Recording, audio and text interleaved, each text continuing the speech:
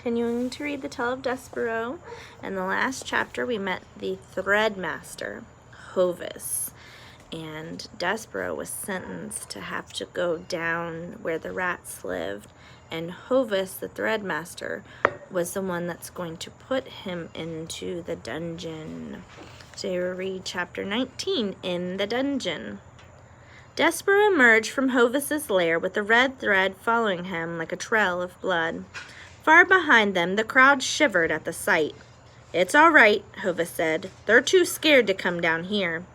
Despereaux followed Hovis into the darkness. They traveled along the twists and turns of the dirty path. The further they walked into this no-mouse's land, the higher the rubbish soared. The stinky piles cast eerie shadows over their heads. At last, Hovis stopped at a spot in the floor where a rusted grate covered a drain. It looked like the same grate Despereaux had once eagerly peered into. The same endless blackness, the same detestable stench. But to Despereaux, it looked blacker and smelled more terrible now. "In there?" asked Despereaux. "I'm afraid so," said Hovis, monitoring for Despereaux to stand on the ledge overhanging the grate. On the ledge was a strange mechanism. A tripod of 3 tall wooden poles held a spool of red thread horizontally. The long end of the thread dangled from the contraption, spilling onto the ledge and down a long plank into the grate below. Despereaux stepped onto the ledge. He peered down into the drain pipe. It was pitch black within and damp. "Courage, right?" said Hovis, picking up the thread and tying it to Despereaux's waist. "And truth," said Despereaux. "And honor." "Good, but especially courage."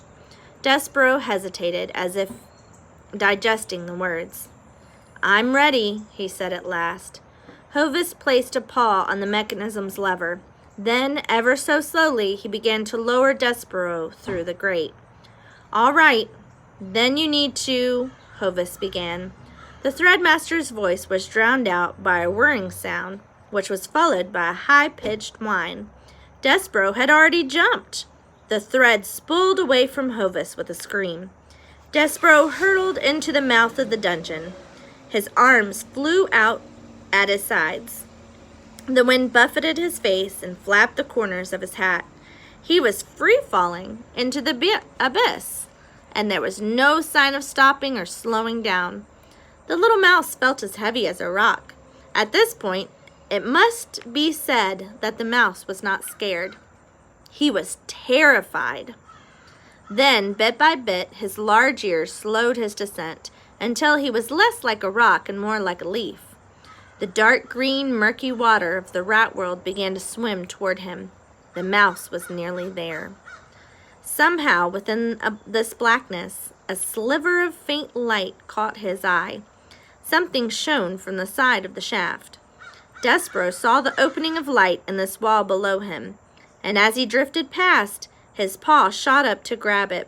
He scrambled into a small passageway, a vent in the sewer. With his feet on solid ground, the mouse took a deep breath. He untied the red thread from his waist, left it behind, and walked cautiously toward the dim light. Despereaux moved slowly, feeling his way. Something creaked beneath his feet. Despereaux stopped. He looked down. He took a step. And suddenly he was falling again. Thunk, thunk, thunk. The mouse tumbled down a staircase and slammed onto a cold, slimy floor. Despereaux took a deep breath, wheezed, and moved gingerly forward. He came face to face with Bones. The mouse stifled a scream. He froze. "Courage," he told himself, remembering the Threadmaster's words. Despereaux took a breath and continued on through the darkened corridor. He tried not to listen to the dungeon's mysterious sounds, the scratching, gnawing, and moans of pain. He tried not to look at cell door after cell door, all bolted shut with only a tiny slit for a window. Most of all, The mouse tried not to think about who or how many followed him as he headed into the void. Chapter 20. Gregory the Jeller. Gregory the Jeller sat on his stool in a pool of light cast from a single oil lamp. His huge ring of keys hung at his side. Rats crawled all over him, but Gregory hardly noticed. He was snoring. "Hello?" Despereaux called into the darkness. "Hello?" Gregory woke with a jump. Let's go, on the double," came a whisper. It was Smudge, ordering the rats off of Gregory. They raced out of sight and hid behind a grate in the wall. "Who is that? Who goes there?" Gregory asked, holding his lamp aloft. "Who is that?" "Despereaux Tilling," said a tiny voice in the darkness. Gregory lowered the lamp toward the sound. "Are ye a man, or are ye a mouse?" "I," said Despereaux shakily, "am a gentleman." Gregory crept closer with the oil lamp until its light landed upon 2 ears. Despereaux stood as tall as he could, almost a full 3 inches. Gregory leaned over to inspect his small visitor. He reached down and snatched him up in a large, rough hand and squeezed the little mouse. Despereaux's cheeks turned bright red. Then his ears turned purple. He thought he was going to faint. Gregory squinted to see him. "And what makes ye think you're a gentleman?" "A code of honor," Despereaux said with a cough of a mouse who had been choked to death. "Ha ha ha, ye a strange little mouse. And where do ye find this code of honor?" "In a story," said the mouse. "A legend that I read." Across the room, several little red eyes peered out from the darkness. "It's a mouse," said a low voice. "Shh," said Smudge. "Quiet, lads, patience." "Fine," said Gregory to the mouse. "Tell me about this legend of yours. I could do with a good story right now." Despereaux tried as best as he could to tell the story, while still being squeezed in Gregory's giant hand. "Well, it's about a princess and a knight," he said with a wheeze, "and his quest to save her honor."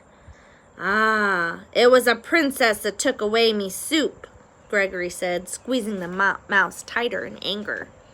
"She didn't take it," Despereaux said, coughing louder. "In fact, she misses it too." The rats listened in the darkness, but one face poked out from the shadows. Roscuro hung on Despereaux's every word. "How do you know all this?" Gregory asked.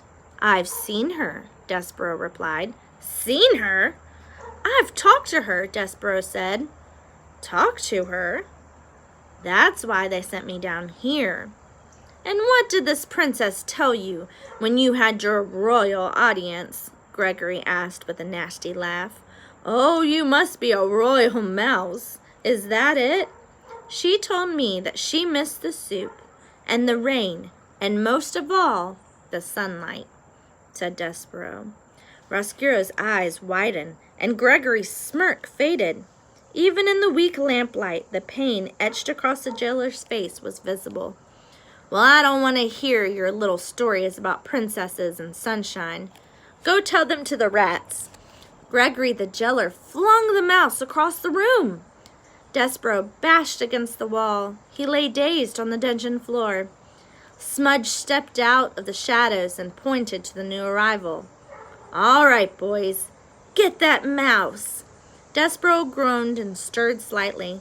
When he opened his eyes again, he was sure he was seeing stars. A million little red dots glowed in the darkness. By the time the mouse's eyes adjusted, it was too late. The rat faces were already closing in on him.